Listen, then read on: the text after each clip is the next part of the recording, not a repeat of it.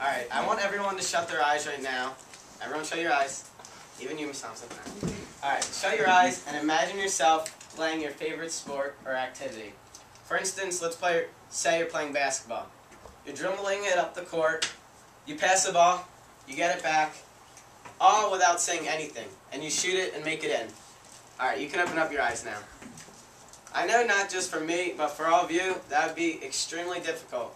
But for Ben Underwood, this is what he had to deal with.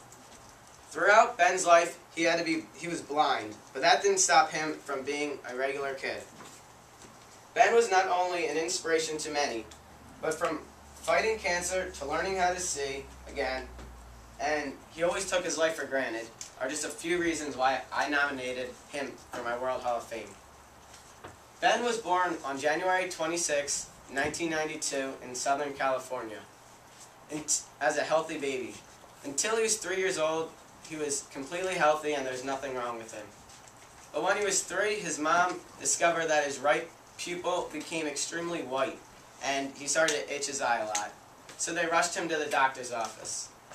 The doctors first looked for a tumor in his eye because that's one of the causes of that, and that is what they found. And it's not very rare in the Underwood family to have cancer in both eyes, or in any eye, because his grandfather had that when he was a kid as well. So, after they realized that Ben had a tumor in his one eye, he had to go on chemotherapy, and within 2 months, he lost his right eye, and then within the next 3 months, his left eye was gone too.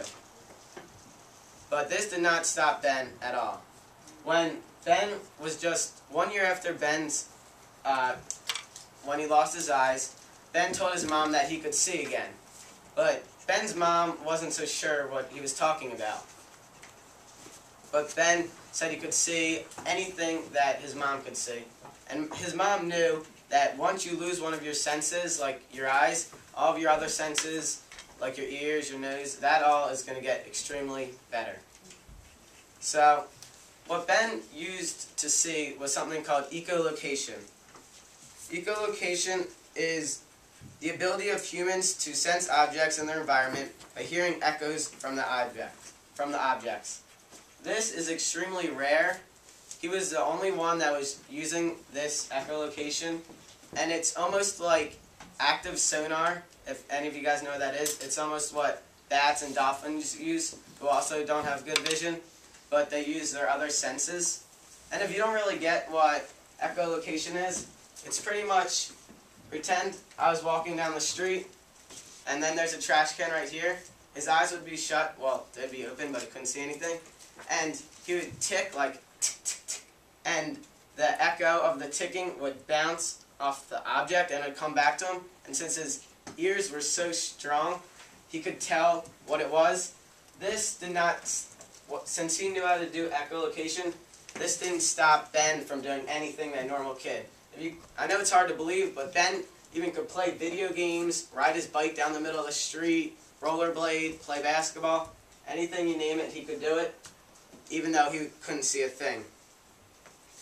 Ben, even though this was hard to learn, Ben didn't stop, even through the rough times.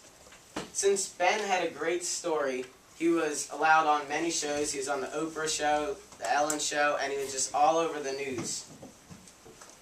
He showed everyone that you have to take your life for granted, and he gave many people inspiration, especially people that were blind, because this gave them hope that they could be a regular, normal kid and do regular activities like he can. As you can tell from listening to my speech, Ben Underwood was not only an inspiration, but he was smart, he was dedicated to learning new echolocation, and he took his life for granted every time. Unfortunately, this January, at the age of 17, Ben's cancer from his eyes moved up to his brain and he unfortunately passed away. But that does not keep his spirits from leaving. Now I want you to think about it again. Imagine you're blind and you can't see a thing. What would you do? Would you give up and just live your life being blind? Or would you try to take your time and learn echolocation like Ben did and live as happily you can for the short amount of time he did. Thank you.